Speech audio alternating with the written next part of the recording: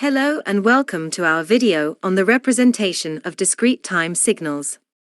In this video, we will see what is discrete time signals, how a signal can be represented and type of representations. Before going into representation, we will see first what is a discrete signal.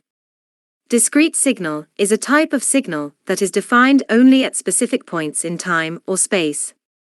It takes on a finite number of values, usually represented by a sequence of numbers, rather than a continuous range of values. A discrete signal can be represented by a sequence of numbers, where each number corresponds to the value of the signal at a specific time or location. The values in a discrete signal are usually represented using integers, or floating point numbers. Discrete signals can be one-dimensional, such as a sequence of audio samples, or two-dimensional, such as a sequence of image pixels. So we have four different types of representation used to represent discrete time signals, which include graphical, functional, tabular, and sequence representation. The first type of representation is graphical representation. Graphical representation involves plotting the discrete time signal against its corresponding time intervals. This type of representation is useful for visualizing the behavior of the signal over time. Let's take the example of x of -2 equals -4, x of -1 equals -3, x of 0 is equal to 0, x of 1 is equal to 4, x of 2 is equal to 2, x of 3 is equal to 3. We can represent this signal graphically by plotting the values against their corresponding time intervals. In this case, we have 6 data points, so we can plot them as individual points, or connect them with straight lines.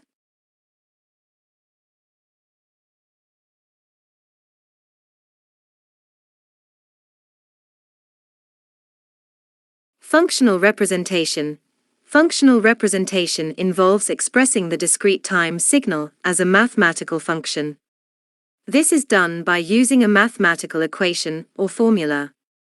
Let's use the same example. We can represent this signal functionally by using the sequence notation x of n, where n is an integer. Therefore, we have following representation. The unit step signal is a common signal in signal processing and control theory that is defined as follows: u of t equals 1. N greater than or equal to 0, when u of t equals 0. Then n less than 0. This means that when t is greater than or equal to 0, n greater than or equal to 0, the value of the function is 1. This means that the function remains at 0 for all negative values of t, and jumps to 1 when t is equal to or greater than 0. Tabular representation. Tabular representation involves organizing the discrete time signal in a table. This type of representation is useful for quickly accessing specific values of the signal. Let's continue with the same example. We can represent this signal in a table as follows.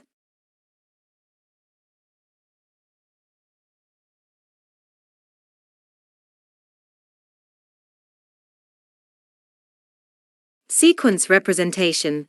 Sequence representation involves expressing the discrete time signal using sequence notation.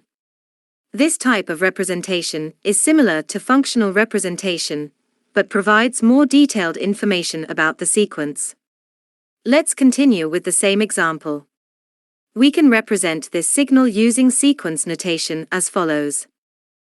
Finite sequence representation is used to represent a sequence of values that has a definite number of elements.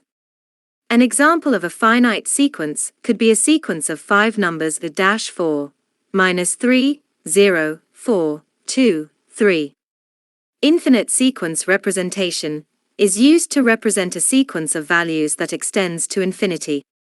An example of an infinite sequence could be a sequence of numbers from infinity to 4, 0, 1, -2, and so on till infinity. In both finite and infinite sequence representation, an arrow mark is used to identify the origin, or starting point of the sequence. The origin is usually located at the leftmost end of the sequence, and is represented by an arrow pointing to the left. An arrow mark is used to identify the origin in both finite and infinite sequence representation, and it is placed at the leftmost end of the sequence.